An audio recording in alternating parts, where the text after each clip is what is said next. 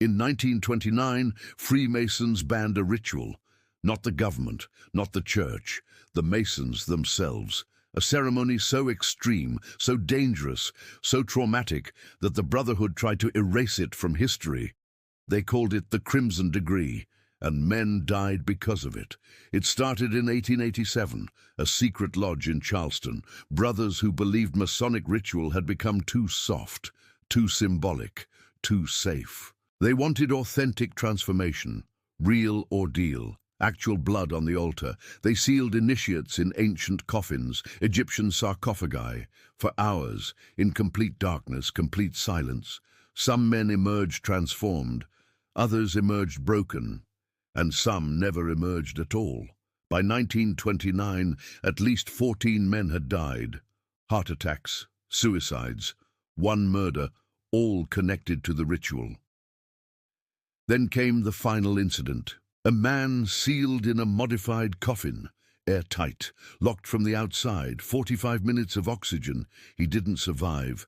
The trial exposed everything, the underground lodges, the blood oaths, the decades of damage. The Masons banned the ritual forever. Or so they claimed.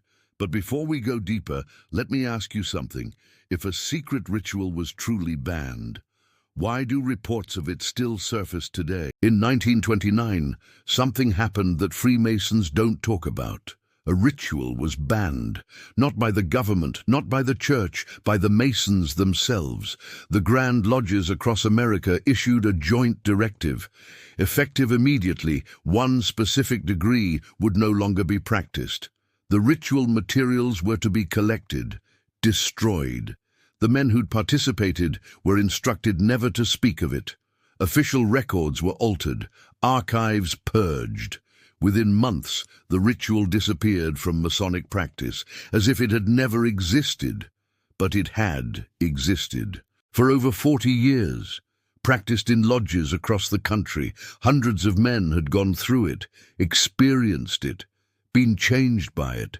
And some of those men kept records, private journals, personal accounts, hidden in attics and safety deposit boxes, passed down through families who didn't understand what they had. These documents survived, and they tell a disturbing story about what happened in American lodges between 1887 and 1929. About a ritual that went too far, that crossed lines, that revealed truths the Brotherhood couldn't allow to continue. The ritual was called the Degree of Blood Covenant, sometimes referred to as the Crimson Degree. It was created in 1887 by a splinter group of Scottish Rite Masons in Charleston, South Carolina, led by a man named Elias Whitmore, a 33rd degree Mason, a scholar of ancient mystery religions, a man obsessed with making Masonic ritual more authentic, more powerful, more real.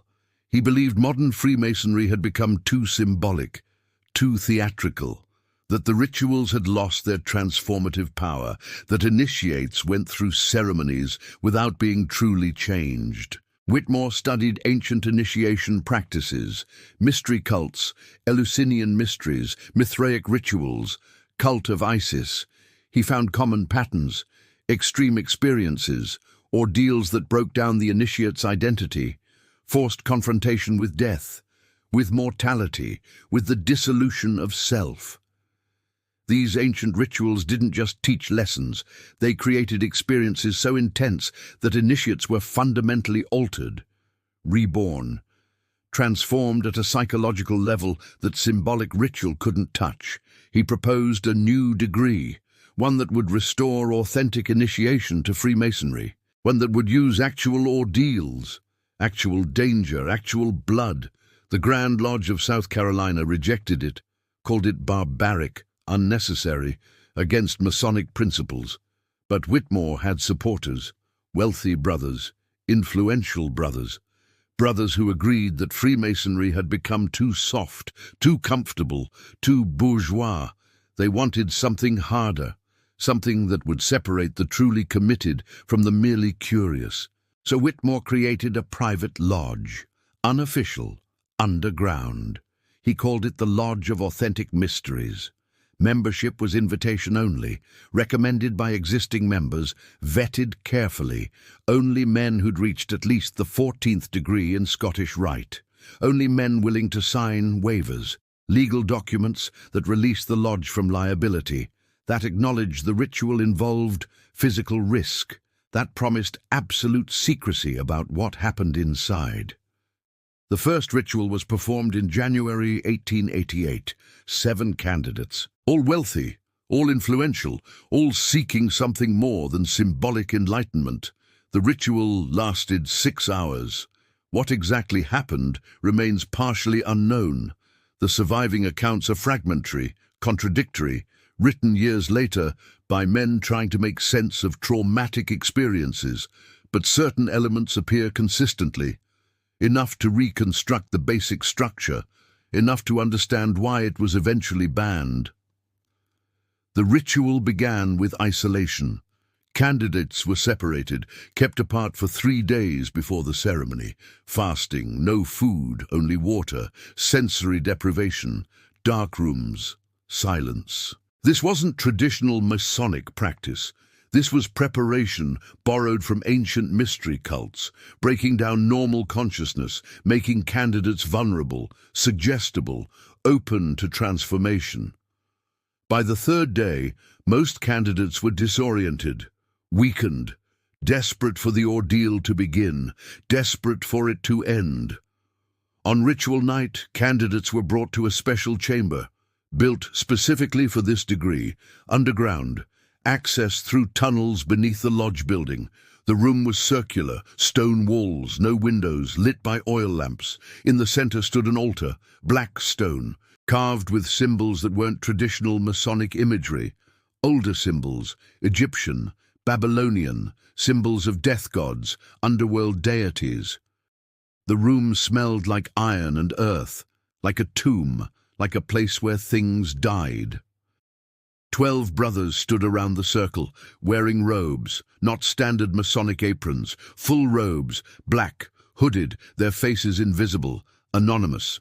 The candidates were stripped, given simple white robes, barefoot, cold stone beneath their feet. Elias Whitmore stood at the altar. He spoke, his voice echoing in the circular chamber. "You have come seeking authentic initiation, seeking transformation, seeking to die and be reborn, not in symbol, in reality. Are you prepared to bleed, to sacrifice, to give of yourself in ways that cannot be taken back?" The candidates agreed. They'd come too far, endured too much. They wouldn't turn back now. Whitmore nodded. "Then approach, one at a time, and offer what is required." The first candidate stepped forward. Whitmore took his hand, held it palm up over the altar, then produced a knife, not ceremonial, not symbolic, an actual blade, sharp, real. He pressed it into the candidate's palm, drew blood, let it drip onto the altar, onto the black stone. The candidate gasped. Pain, real pain, not theatrical, not pretend. "Your blood on this altar binds you," Whitmore said, "binds you to this brotherhood, binds you to every brother who has bled here. We are no longer brothers in symbol. We are brothers in blood, in literal fact. Your blood mixes with theirs. You are bound for eternity." Each candidate approached. Each gave blood. Each felt the knife. Each watched their blood drip, pool, mix with the others. By the end, the altar was covered, slick, dark. The smell of iron filled the chamber, but that was just the beginning. The blood oath was the entry. The initiation continued. The candidates were blindfolded again, led through passages, upstairs, downstairs, disoriented, lost. They could hear chanting, voices echoing, languages they didn't recognize, ancient words, ancient rhythms. The temperature changed, hot then cold, dry then humid. They were being moved through different spaces, different environments. Time became meaningless, minutes, hours, impossible to tell. Then they were brought to another chamber, smaller, colder, the blindfolds removed. They stood in what looked like a tomb. Stone sarcophagi lined the walls, real ones imported from Egypt.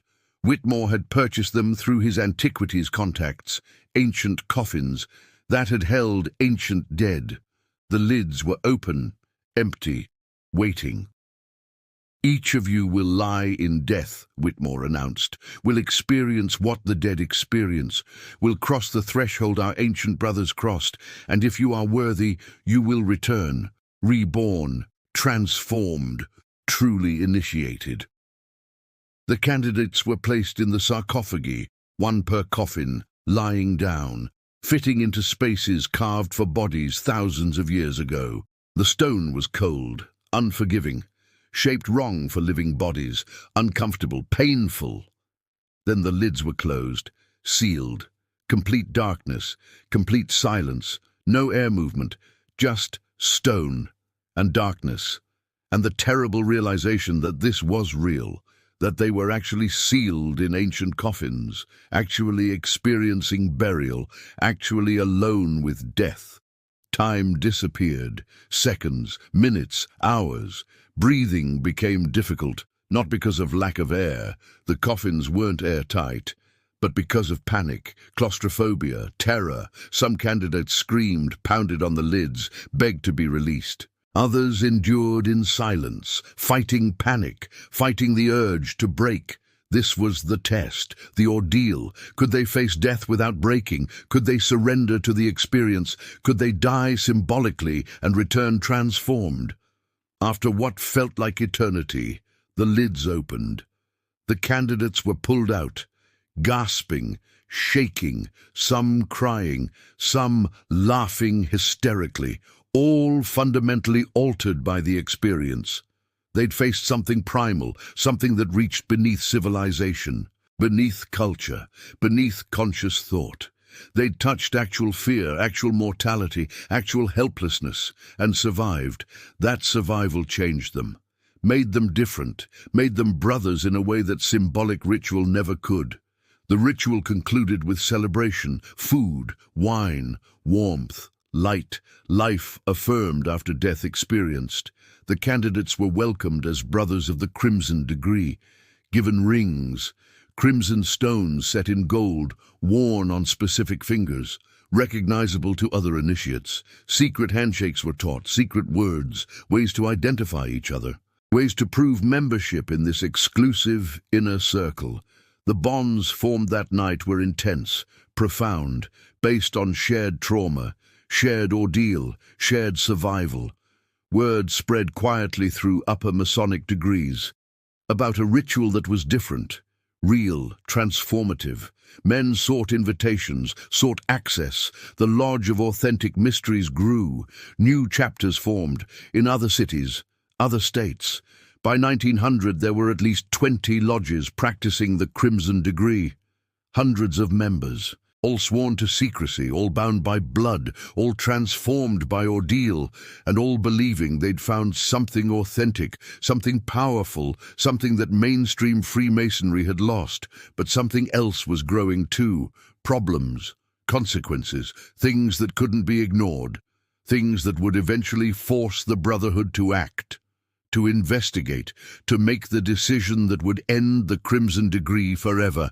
And those problems started with the men who went through the ritual. Some came back changed in good ways, others came back broken, and a few never came back at all. The first death happened in 1892, 4 years after the ritual began. A candidate named Thomas Garrett, 38 years old, successful attorney from Boston. He'd traveled to Charleston specifically for the crimson degree, came recommended by 2 brothers, completed all the requirements, signed the waiver, underwent the 3-day preparation, the fasting, the isolation, the sensory deprivation. Everything seemed normal.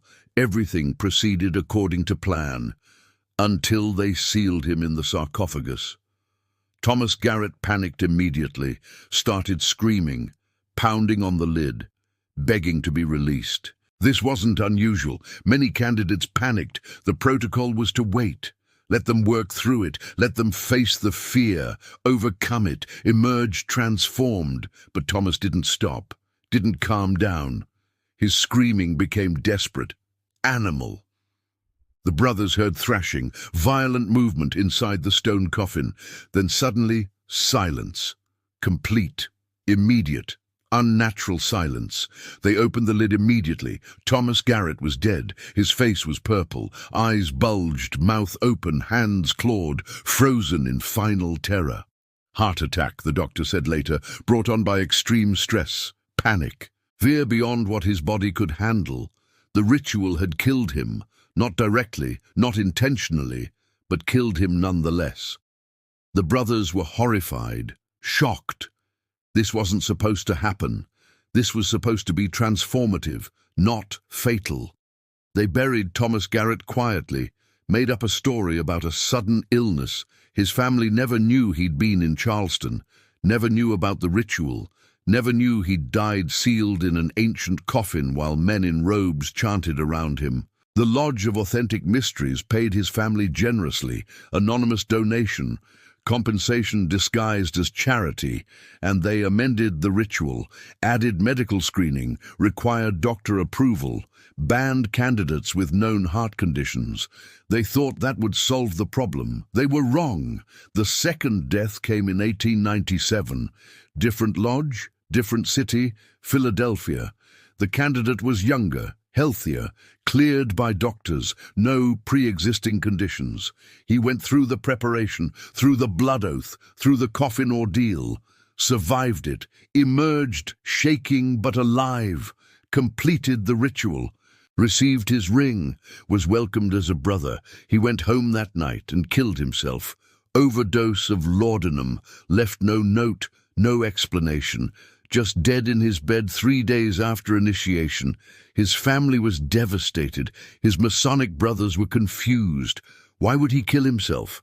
He'd seemed fine after the ritual, shaken but fine. But his wife found his journal, found entries from after the ritual, fragmentary, disconnected, describing nightmares, waking up unable to breathe, feeling like he was still in the coffin, still sealed, still buried. The experience had broken something in him, created trauma he couldn't process, couldn't escape. The lodge paid his family too, more money, more silence, more guilt. Other problems emerged. Brothers who'd completed the ritual started exhibiting strange behaviors. Some developed claustrophobia so severe they couldn't enter small rooms, couldn't ride in carriages, couldn't sleep in enclosed spaces. Others developed obsessions with death, visited graveyards constantly, studied morbid subjects, alienated families, destroyed careers. Some brothers thrived, were genuinely transformed, became more focused, more driven, more alive. But others were damaged, and the damage was becoming harder to hide. In 1903, a brother named William Ashford started talking, broke his oath of secrecy, told his pastor about the ritual, about the blood, the coffins, the ordeal. The pastor was horrified, contacted church authorities, contacted the Grand Lodge, demanded investigation. William Ashford claimed the ritual was satanic, occult, dangerous, that it had nearly destroyed him psychologically, that other brothers were suffering too, that men had died, and that someone needed to stop it before more damage was done. The Grand Lodge of Massachusetts launched a quiet investigation, interviewed brothers who'd participated, reviewed what little documentation existed. Most brothers denied everything, claimed William Ashford was lying, was mentally unstable, was seeking attention. But some brothers confirmed his story, quietly, privately, off the record. Yes, the ritual existed. Yes, it was extreme. Yes, some men had been hurt, but they'd signed waivers, they'd consented, they'd known the risks, more or less. The investigation stalled. Not enough evidence. Too many denials. Too much secrecy protecting secrecy. But William Ashford wouldn't stop. He went public, published an article in a Boston newspaper, "The Secret Ritual That Nearly Killed Me," described the Crimson Degree in detail, the blood oath, the coffins, the psychological torture disguised as initiation. The article caused scandal, not just in Masonic circles, in the general public. Anti-Masonic groups seized on it. Proof, they said, that Freemasons practiced occult rituals, that they were dangerous, that they corrupted good men. The Masons denied everything, called Ashford a liar, a disgruntled ex-member. But the damage was done. More brothers started coming forward, not publicly, but to Grand Lodge officials, confirming the ritual existed, describing their experiences, some positive, some negative, all intense. The Grand Lodge couldn't ignore it anymore, couldn't pretend it wasn't happening. In 1905, they issued a formal inquiry, demanded that any lodge practicing the Crimson Degree identify themselves, provide documentation, explain their practices, justify their continuation. Most lodges practicing it refused, claimed autonomy, claimed the Grand Lodge had no authority over private lodges, claimed constitutional right to practice as they saw fit. The conflict escalated. The Grand Lodge threatened expulsion, revocation of charters. The private lodges threatened to break away entirely, form their own Masonic organization. The brotherhood was fracturing, dividing over a ritual that should never have existed, that had started as one man's vision of authentic initiation and grown into a source of trauma, death, and scandal. Both sides dug in, refused compromise. The situation seemed unsolvable. Then in 1908, another death. This one couldn't be hidden, couldn't be explained away.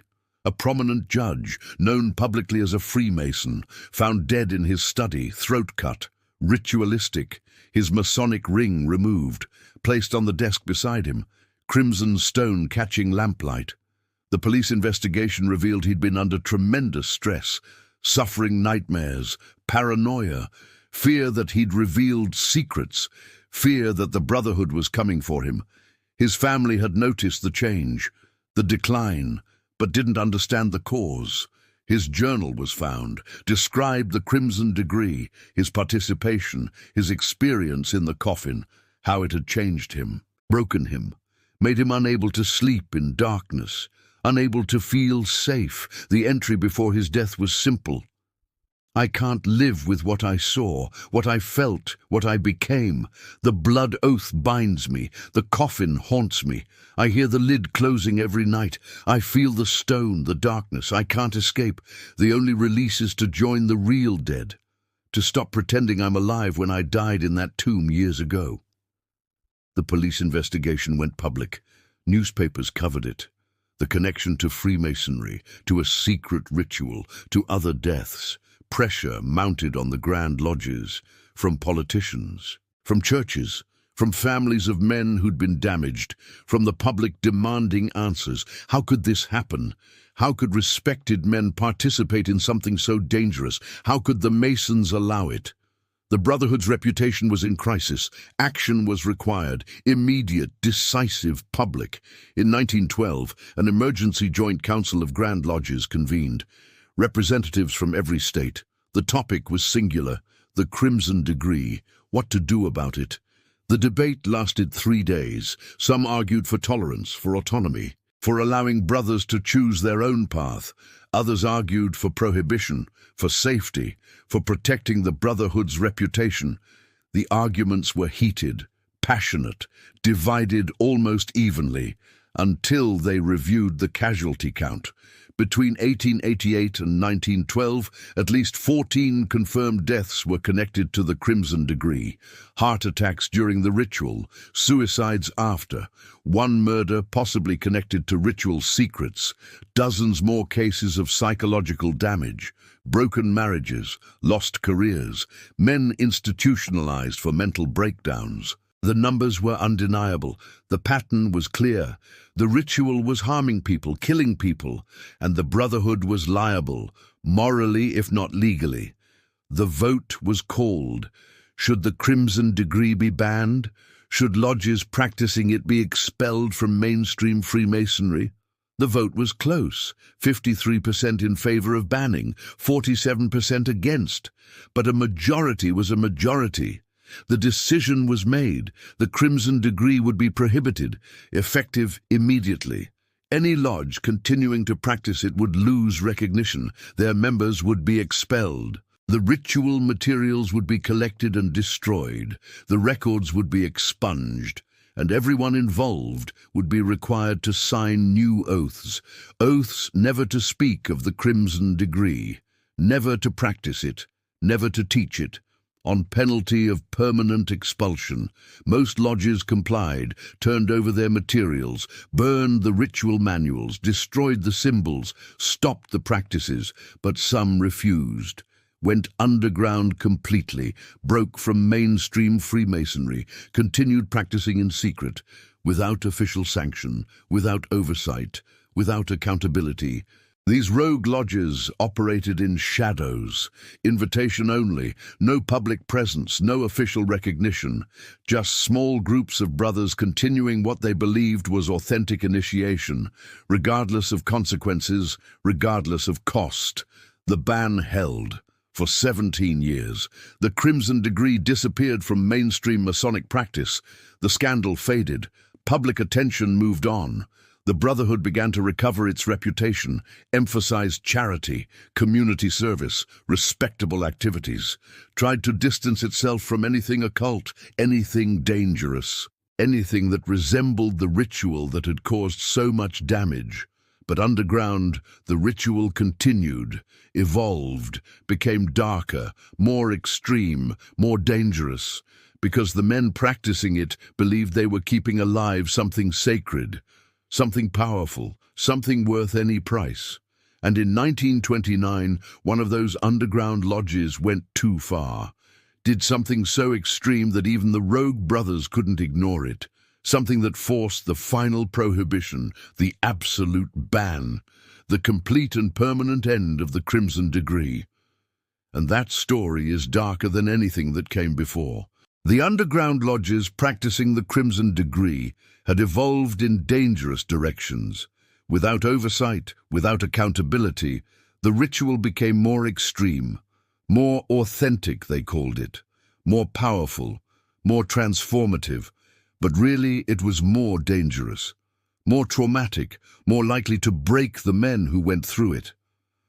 By 1929, there were approximately 8 lodges still practicing, hidden, secret, operating in basements and private estates, places the Grand Lodge couldn't find, couldn't monitor, couldn't stop. The Detroit Lodge was the most extreme, led by a man named Harrison Blackwood, a 33rd degree Mason who'd been expelled from mainstream Freemasonry in 1913 for refusing to stop the ritual. He didn't care. He believed the Grand Lodge had betrayed authentic Masonic tradition, had become soft, corrupted by modernity. He wanted to return to what he called true mystery religion, to experiences that genuinely transformed men, that separated the worthy from the weak, that created actual rebirth through actual death. Harrison modified the ritual over the years, made it longer, more elaborate, more intense. The 3-day preparation became 7 days, complete isolation, not just fasting, starvation, controlled doses of substances to alter consciousness, herbs, tinctures, things that made candidates disoriented, suggestible, halfway between waking and dreaming. By the time they reached the ritual chamber, candidates were already broken down, already vulnerable, already primed for extreme experience. The blood oath expanded, not just a cut on the palm. Harrison required more blood, deeper cuts, multiple locations, arms, chest, legs. The blood was collected in ceremonial bowls, mixed with wine, with oils, with substances Harrison claimed were from ancient recipes, Egyptian, Babylonian, Sumerian. The candidates drank the mixture, blood and wine and unknown compounds, literally consuming the covenant, making it part of their body, part of their blood, part of their being. The coffin ordeal became more elaborate too. Harrison had acquired more sarcophagi, genuine Egyptian artifacts, extremely expensive. He'd arranged them in a larger chamber, underground, beneath his estate outside Detroit. The chamber was deeper than before, further from the surface, further from help, further from escape, and Harrison had modified the coffins, fitted them with locks, real locks. Once the lid closed, the candidate couldn't push it open, couldn't escape, had to wait until Harrison decided to release them. The time in the coffin increased, not minutes or an hour. Harrison kept candidates sealed for 3 hours, sometimes 4, sometimes longer if he believed they needed more time to break through. To surrender ego, to experience true death of self, the darkness, the confined space, the inability to move, the panic, the terror, all intensified by time, by helplessness, by the growing certainty that maybe this time the lid wouldn't open. Maybe this time you'd actually die down here. Some candidates emerged, transformed in ways Harrison considered successful. They were calm, centered, detached. They'd broken through panic to something beyond, some kind of surrender, some kind of acceptance. These men became devoted to Harrison, to the lodge, to the ritual. They recruited new candidates, assisted with ceremonies, became the inner circle, the true believers, the ones who'd been reborn through ordeal and emerged worthy. But other candidates emerged damaged, psychologically shattered, unable to function. Harrison considered this acceptable. These men were weak, he said, unworthy. The ritual revealed their true nature. Better to discover weakness through initiation than to trust weak brothers in serious matters. The damaged men were sent away, given money to stay quiet, threatened with consequences if they spoke. Most stayed silent, too traumatized to fight back, too ashamed to admit what they'd endured. In early 1929, Harrison decided to escalate further. He'd been studying accounts of ancient mystery cults, particularly the cult of Mithras, the Roman soldier religion. Their highest initiation involved actual danger, actual mortality risk, not just psychological, physical, real. Harrison became convinced this was the missing element. The reason modern candidates didn't achieve the same transformation as ancient initiates. There was no real risk, no genuine possibility of death, just fear, just psychology. He wanted to make it real. He redesigned one of the sarcophagi, had it specially modified. The lid could seal completely, airtight, with a lock that couldn't be opened from inside. He calculated oxygen consumption. A man sealed inside would have approximately 45 minutes of air, maybe an hour if they stayed calm, controlled their breathing. After that, they'd begin to suffocate. They'd experience actual danger, actual approach of death. And then, at the last moment, Harrison would open the coffin, would save them, would pull them back from actual death. That experience, he believed, would create genuine transformation, genuine rebirth. The candidate would literally be saved from death, pulled back from the threshold, reborn through actual near-death experience. Harrison proposed this to his inner circle, 6 brothers who'd been with him for years, who'd gone through the ritual multiple times, who'd helped facilitate ceremonies. Their reactions were mixed. 2 brothers were enthusiastic. This was the breakthrough, the advancement they'd been seeking. 2 were uncertain, saw the danger, the liability, the moral question. 2 were opposed. This crossed a line. This was attempted murder disguised as ritual, no longer initiation, just sadism. The lodge fractured. Arguments erupted. The opposed brothers threatened to report Harrison to police, to expose everything. Harrison threatened them back, reminded them of their oaths, their participation, their complicity. They'd facilitated rituals that damaged men. They had blood on their hands too, literally. If Harrison went down, they all went down. The standoff lasted weeks, tense, hostile, dangerous. Finally, the opposed brothers left, quit the lodge, disappeared. Harrison assumed they'd stay silent. He was wrong. In March 1929, Harrison decided to proceed, with or without full support. He had candidates lined up, men seeking the Crimson Degree, willing to pay, willing to sign waivers, willing to undergo whatever was required. Harrison chose one candidate for the modified ritual, a man named Robert Chen, 42 years old, wealthy industrialist, Master Mason for 15 years, seeking higher degrees, seeking transformation, seeking whatever the legendary Crimson Degree offered. Robert Chen underwent the 7-day preparation, the isolation, the starvation, the substances. By ritual night he was disoriented, compliant, ready. He participated in the blood oath, drank the mixture, was led to the chamber, shown the sarcophagus.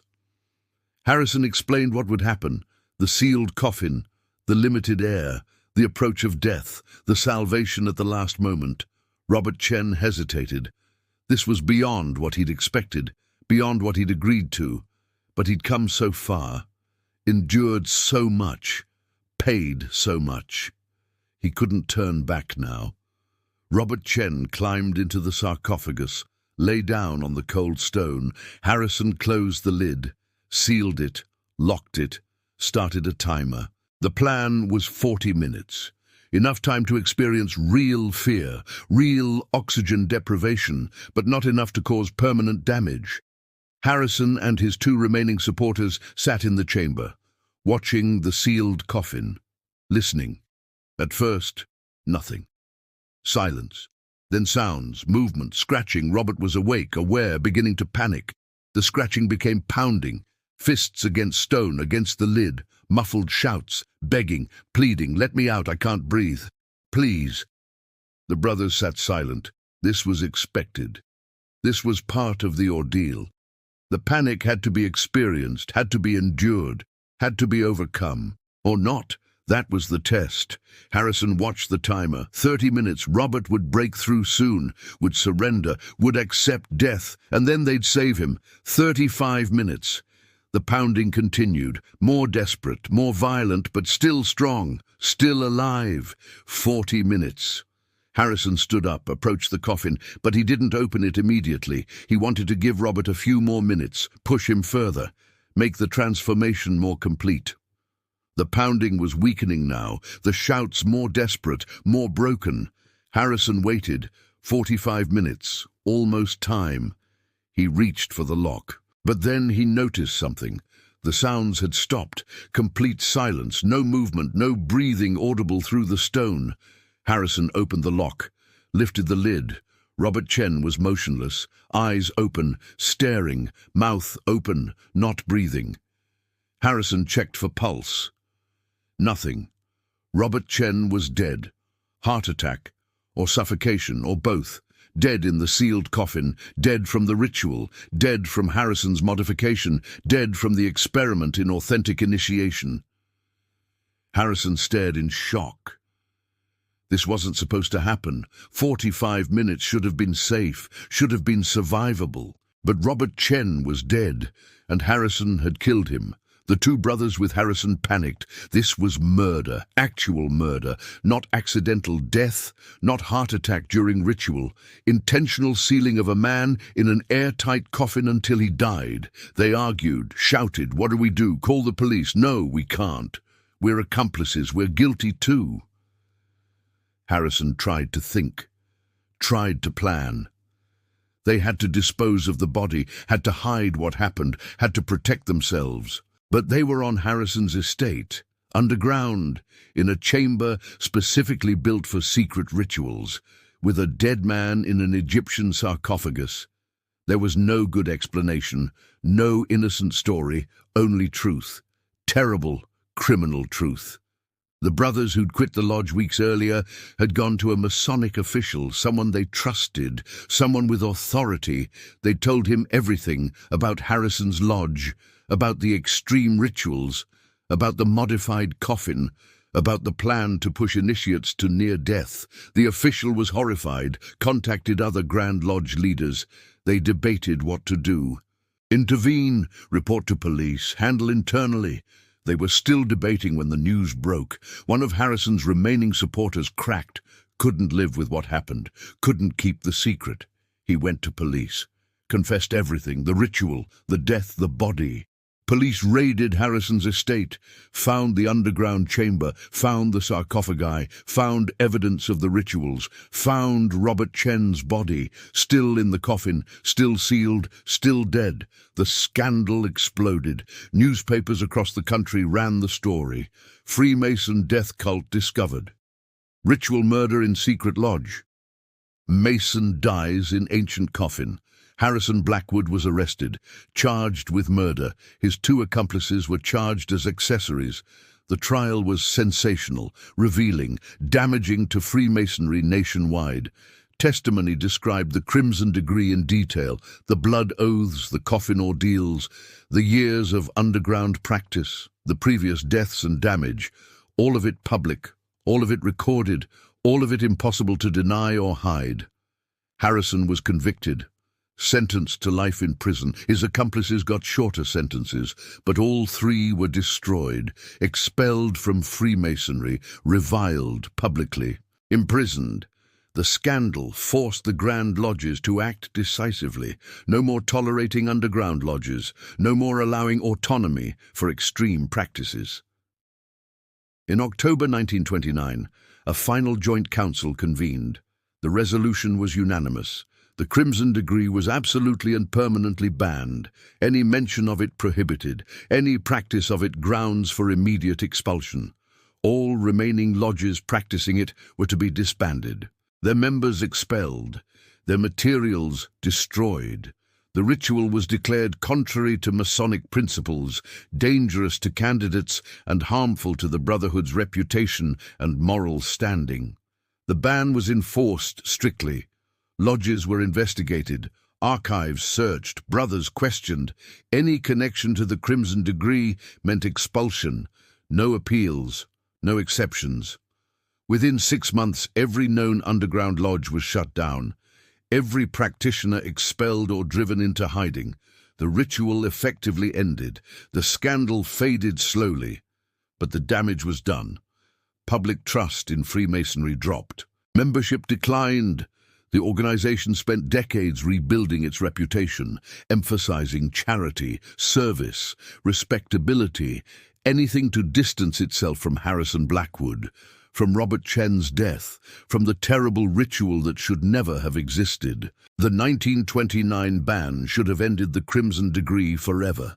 The scandal was too big, the consequences too severe, the prohibition too absolute. But secret rituals don't die easily. They go underground. They mutate. They survive in fragments passed between true believers who refuse to let go.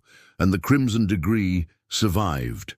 Not openly, not officially, but in whispers, in private lodges that never registered, in ceremonies performed far from oversight, in locked rooms where desperate men still sought transformation through ordeal. The immediate aftermath was brutal for Freemasonry. Membership dropped 20% in 1930 alone. Lodges closed. Fundraising collapsed. Public opinion turned hostile.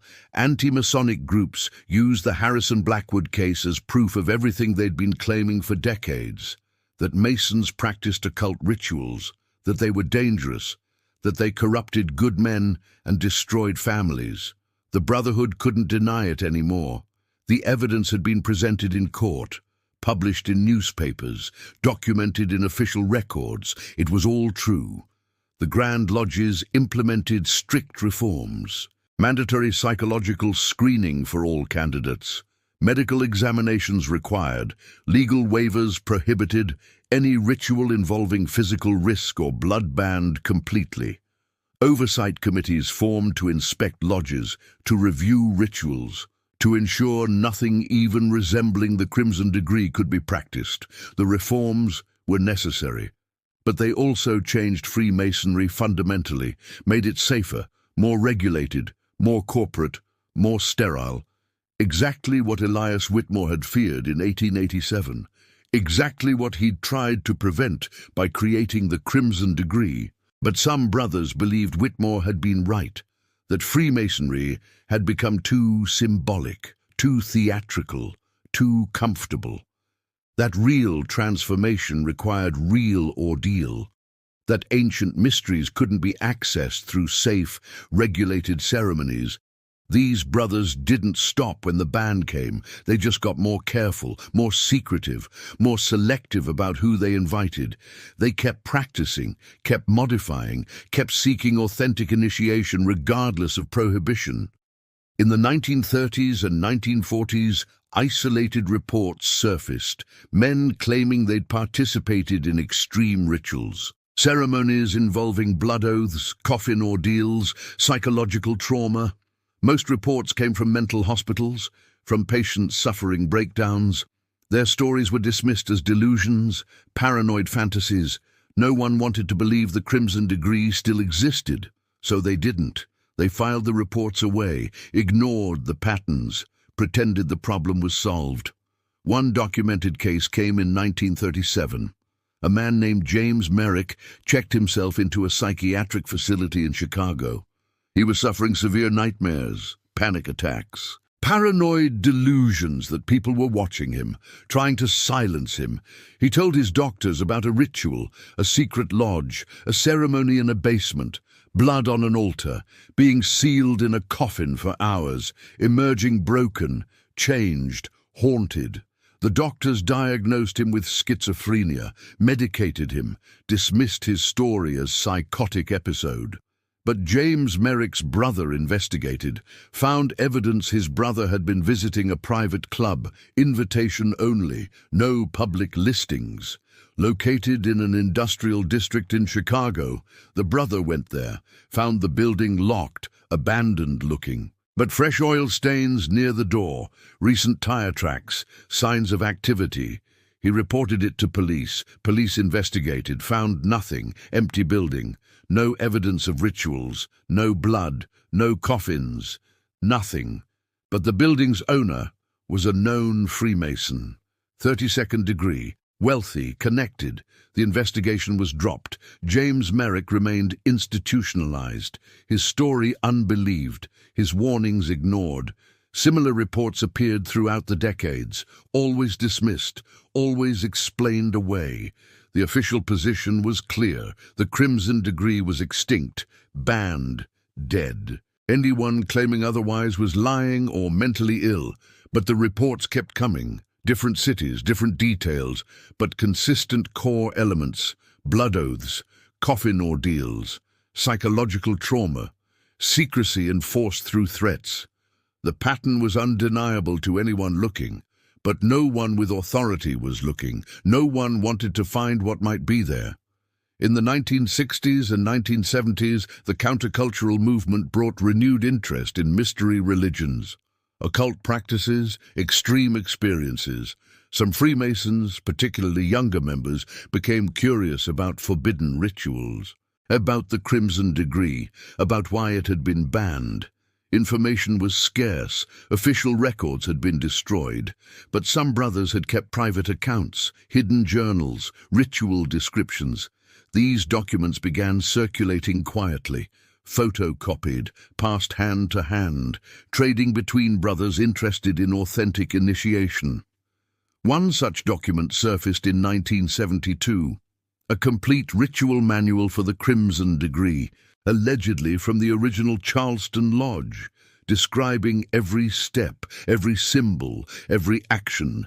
It included Elias Whitmore's philosophical justification, his explanation of why extreme ordeal was necessary, why symbolic ritual was insufficient, why blood and confinement and terror were required for genuine transformation. The manual read like a manifesto, passionate, convincing, dangerous, and it spread. Young Masons in California used the manual to recreate the ritual. Not exactly. They modified it, made it safer, removed the airtight sealing, shortened the time in coffins, reduced the blood requirement.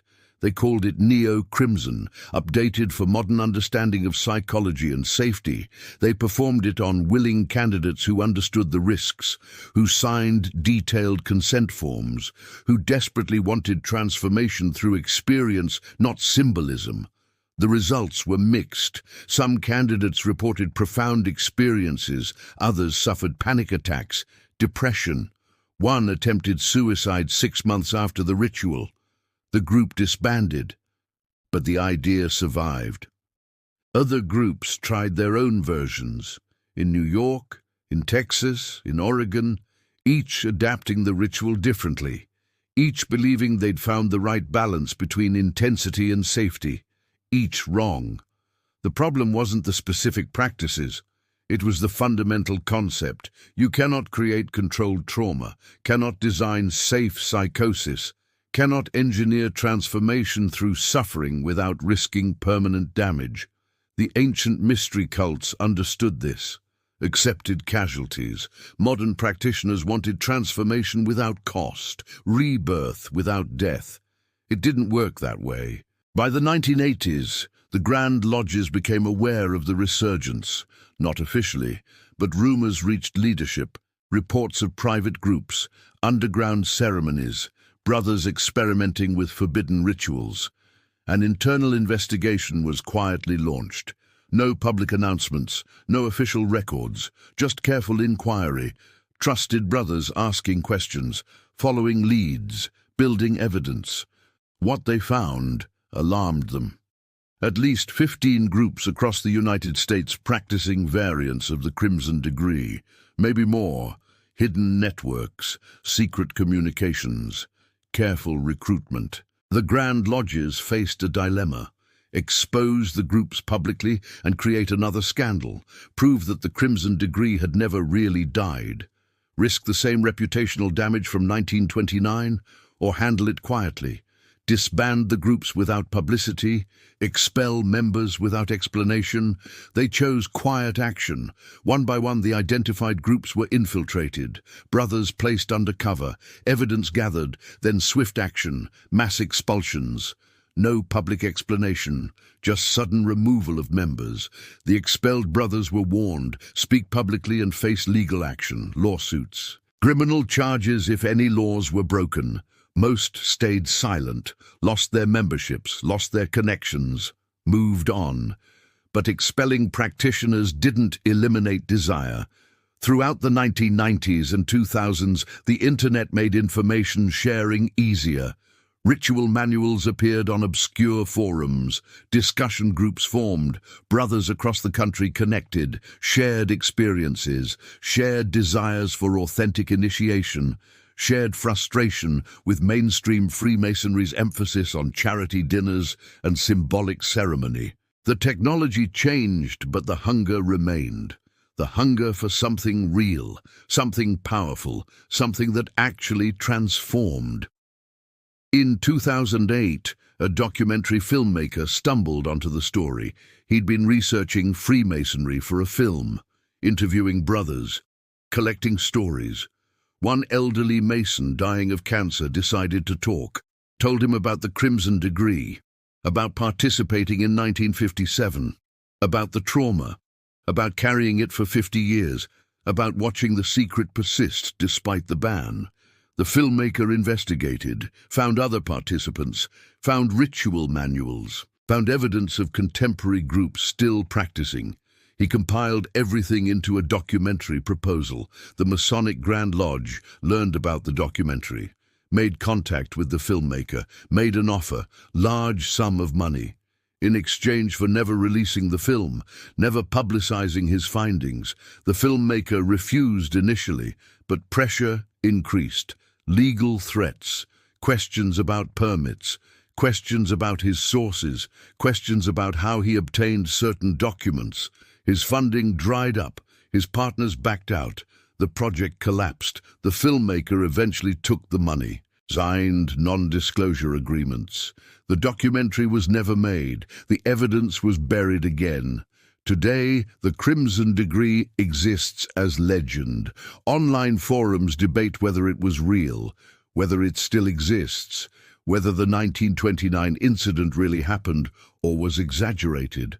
Official Masonic sources deny everything, claim it's anti-Masonic propaganda, conspiracy theory, fiction dressed as history, but private collectors have documents, actual ritual manuals, Court transcripts from the Harrison Blackwood trial, medical records from damaged participants. The evidence exists for those willing to look, for those willing to believe. Some contemporary Masons actively seek the ritual, post on forums asking for contacts, offering money, promising secrecy.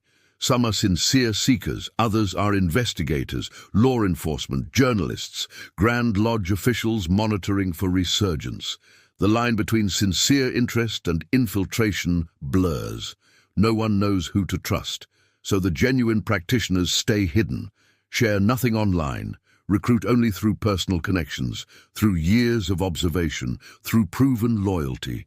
Occasional reports still surface. Man admitted to hospital with mysterious injuries. Cuts on palms and arms, claims of being in a coffin, of rituals, of secret brotherhood. Doctors treat the injuries. Psychiatrists diagnose delusion, reports filed, forgotten, or a missing person. Went to meet friends, never returned. Family searches, finds nothing. Case goes cold. Years later, maybe the person resurfaces. Changed, different, refuses to explain where they were, what happened, lives with secrets they'll never tell. The truth is uncomfortable. The Crimson Degree probably still exists, in some form, in some places, practiced by true believers who value transformation over safety, who accept risk as necessary cost, who see the 1929 ban not as wisdom but as betrayal. As the moment Freemasonry chose comfort over authenticity, security over transcendence, they believe they're preserving something ancient, something sacred, something worth protecting regardless of prohibition. And maybe they're right. Maybe authentic transformation requires authentic risk. Maybe symbolic death is insufficient. Maybe the ancient mysteries understood something modern society has forgotten. That rebirth requires actual death of self, that transcendence requires suffering, that enlightenment isn't safe, isn't comfortable, isn't guaranteed, or maybe they're wrong. Maybe they're just dangerous men justifying trauma, calling damage transformation, calling psychological breaking enlightenment, defending the indefensible because admitting wrongness means admitting waste, admitting the suffering was meaningless.